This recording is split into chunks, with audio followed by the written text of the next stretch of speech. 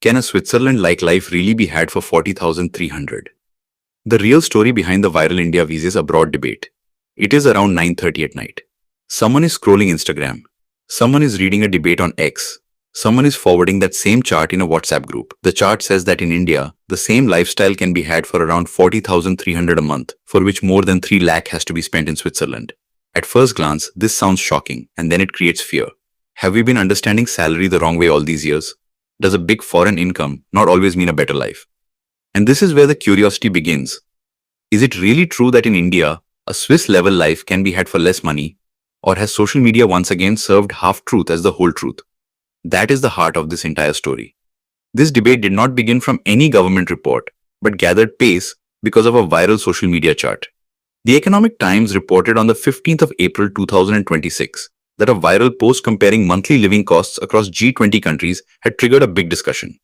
In that chart, India was shown as the most affordable and Switzerland as one of the most expensive countries. This comparison split people into two sides. One side said it is absolutely correct, that in India, a comfortable life is possible even on a lower income. The other side said this comparison is incomplete, because standard of living cannot be decided just by looking at expenses. In other words, the debate started with money, but reached dignity, convenience, safety, and quality of life. Now let us understand the root of that claim.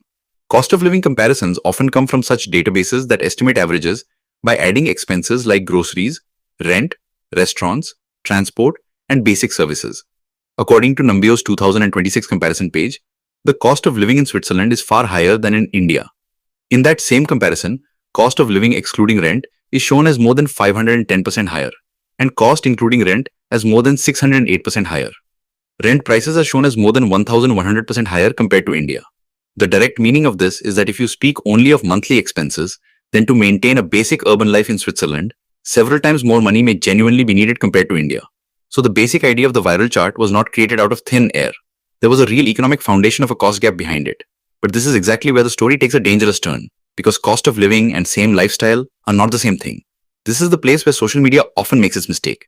If someone says that in India, cheap rent, cheap food, cheap transport, and low-cost domestic help are available, that may be true to a large extent. But if someone goes on to say that therefore, in India, 40,300 can buy the same life that needs more than 3 lakh in Switzerland, then that becomes an oversimplified comparison. Economic reality is not that straightforward. Lifestyle is not just the sum of expenses. It also includes income security, public services, cleanliness, social protection, healthcare access, commuting quality, urban planning, and personal safety. Still, why did the argument of those supporting this viral claim seem convincing? Because many everyday things in India really are comparatively affordable. A middle-class Indian household can often get locally cooked food, daily commute, local services, rent, especially in Tier 2 or Tier 3 cities, and household support at comparatively lower prices. That is why some users, while defending this chart, said that in India, functional comfort can be created even on a low income. If you live in a small or medium-sized city, have a family support system, own a house or pay low rent, and live a local lifestyle rather than an imported lifestyle, then the purchasing power of your money may feel better than in many developed countries. That was the strongest support point in that entire debate. Now look at the other side. Switzerland is not just an expensive country, but also a high-income, high-service economy. In 𝐮𝐻𝐽𝐼's 2026 country rankings, Switzerland appears among the most expensive countries in the world, and in its city rankings, Swiss cities like Zurich, Geneva, Basel, and Lausanne are included among the top expensive locations. Zurich was shown at the very top among the most expensive cities in the 2026 city ranking, while Geneva was also very high. In other words, the person speaking of Switzerland's monthly expenses is not just paying more money. That person is living inside a system where transport is punctual, public spaces are maintained, safety perception is strong, and income levels are also higher. So yes, spending is more there, but along with that spending comes a different package of public order and service quality. This is where the concept of purchasing power comes in, and people often understand it only halfway. Purchasing power does not mean that exactly the same life can be bought in two countries. It means how much buying ability your money has according to local prices. According to 𝐮𝐻𝐽𝐼, Switzerland's local purchasing power is much higher than India's. That means Swiss residents, according to average incomes, hold greater purchasing power in their local market. On the other hand, prices in India are lower, but incomes too are lower in many cases. So just saying India is cheap is not enough. The real question is how much you earn, which city your expenses are in, what your family structure is like, and what level of services you need. The biggest confusion in the debate is exactly this, that people treat cheap and better as if they are the same thing. Suppose in India, you can get a cook, driver, maid, delivery, and repair services comparatively cheaply. That may increase your day-to-day convenience. But on the other side, in Switzerland, you may not get such low-cost domestic help, yet public transport, sidewalks, municipal order, waste management, healthcare systems, and citizen-facing infrastructure may be far more reliable. So the question is, what should be called comfort? Is it comfort where daily services are cheap? Or is it comfort where the system is so smooth that you need fewer personal workarounds? That is why this debate does not produce one single universal answer. Even within India, the story is not the same everywhere. The viral chart shows country averages, but real life does not run on averages. In big cities like Mumbai, Delhi, Bengaluru, Gurgaon, and Hyderabad, monthly expenses can be far higher than in smaller cities. The same 40,300 on which a decent life may run in a tier 3 city may get squeezed between rent and commute in a metro. Similarly, in Switzerland too, the cost of Zurich, Geneva, and small towns is not exactly the same.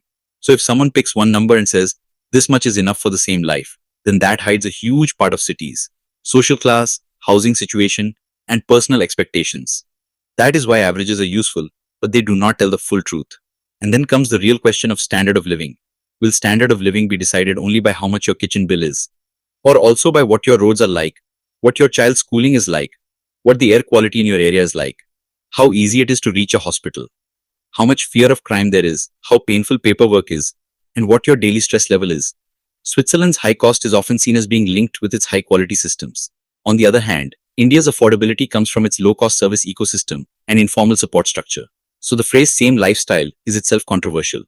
The lives of two countries do not become equal just on a budget sheet. Some people raised another point in this debate. Relative comfort in India often comes from family networks. Many Indian households do not live alone, but inside an interdependent social structure. Parent support, an inherited house, shared expenses, neighborhood familiarity, comfort with the local language, and an informal help system. All these together reduce the burden of spending.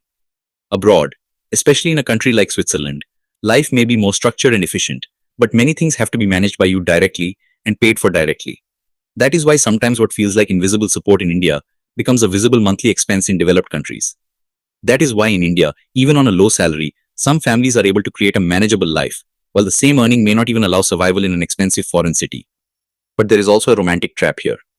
Many times, while celebrating India's affordability, people forget that one reason for low prices is also low wages. Cheap domestic help, cheap delivery, cheap repairs, and cheap labor often also mean that a large section of society has limited income power. In other words, what is a convenience for the middle class may be pressure for another class. In countries like Switzerland, services are expensive also because wages are higher, labor protections are stronger, and compliance standards are different. So India is cheap, sounds good, but the inequality and wage structure behind it cannot be ignored. This debate is not only about affordability, but also about fairness. Another problem with social media charts is that they convert aspiration into numbers. The moment someone sees that 40,300 in India equals more than 3 lakh in Switzerland, they start thinking that perhaps foreign salaries are overhyped. But salary comparison should never be done only on gross numbers. It should include taxes, rent burden, childcare costs, commute patterns, healthcare model, pension contributions, and even savings ability. Switzerland has higher incomes, but living costs are also higher. India has lower costs, but income volatility, infrastructure gaps, and private spending burden often remain hidden. That is why understanding the life of any country through a one-line conversion is an extremely dangerous simplification. There is also a positive side to this debate. It forced people for the first time to think seriously about what a good life actually means. Does a good life mean imported products, high-end malls, and big salary slips? Or does it mean that despite a lower income, daily life remains manageable? Does quality of life mean low stress or high institutional trust? Is domestic convenience more important or public infrastructure? The viral chart may have made a simplified comparison, but it certainly raised one necessary question. How do we value income? By looking only at the amount or by looking at the actual life it creates? If the data is looked at calmly, then the truth perhaps lies somewhere between these two extremes. Yes, India is far more affordable than many developed countries, especially in terms of basic living costs. Yes, Switzerland is among the most expensive countries and cities in the world. Yes, in India, under some conditions, a comfortable routine can be built with less money. But no, the matter is not so simple that 40,300 equals Swiss life. Because Swiss life is not just about expenses, but also about systems, safety, services, and social structure.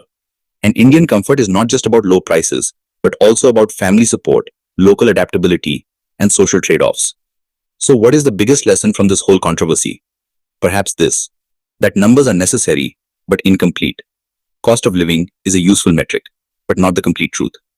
Purchasing power is informative, but not a universal answer. Quality of life is measurable, but also deeply personal. India's strength lies in affordability, flexibility, and access to services. Switzerland's strength lies in institutional quality, public order, and income strength. Comparison is possible, but drawing a direct line of equality is difficult. That is why this debate will not end, because it is not only a debate about money, but a debate about the definition of life itself. And perhaps the next time you see a viral chart, do not look at it as final truth, but as a conversation starter. Because social media gives you shock, economics gives you context, and real life teaches you that every country, every city, every family, and every salary has a different story. The value of 40,300 in India is real. The monthly cost of more than 3 lakh in Switzerland is also real. But the straight line of same lifestyle drawn between the two, that is the most controversial, the most attractive, and perhaps the most misleading part of all.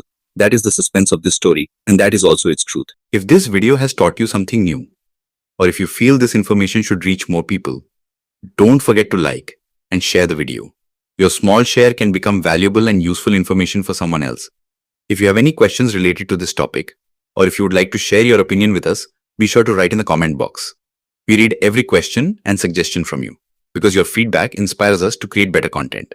And if you want to keep receiving such interesting and reliable information about business, the economy, and the world in the future, then don't forget to subscribe to our channel GRT Business and also press the bell icon so that you get notifications of every new video directly.